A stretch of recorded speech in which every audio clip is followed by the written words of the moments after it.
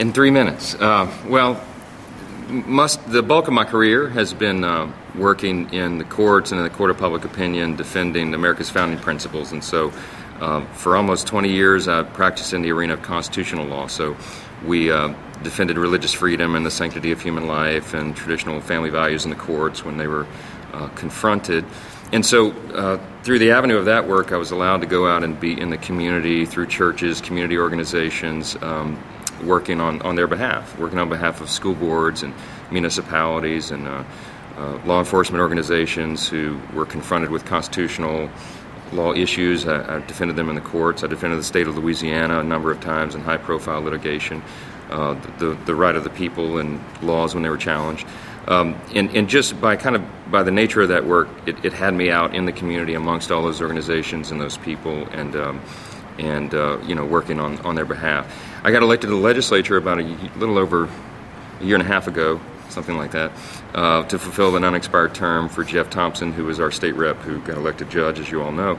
And by virtue of that work, I got even more deeply vested and involved in the community that I serve, which is North Bossier, through the constituencies and all the various interest groups and all that. And so my career has basically been, and my life has been a life of service. The arena in which I practiced law and that work that I did was not the most lucrative in the world, but it was very rewarding. I did nonprofit. All of that was nonprofit work.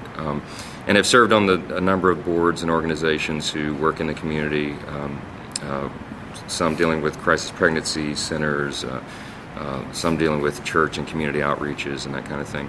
And have advised a lot of those organizations as well. So I've really had kind of my ear to the ground and been a part of that. I grew up in grassroots. I mean, my dad was a fire chief, an assistant chief in Shreveport, and in '84 he got blown up in the infamous Dixie Cold Storage fire.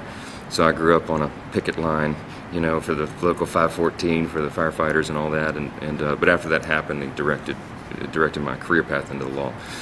So it's been a pretty good training ground, I think, to serve in Congress. And I want to say before I go past the first question here, I really appreciate this effort. And Ronald Reagan said one time, an informed patriotism is what we want. We want an informed vote, informed electorate. And so I think this is an important part of that process and hearing the thoughts of the candidates. So I'm really grateful you all took the time. I know how busy you all are. So.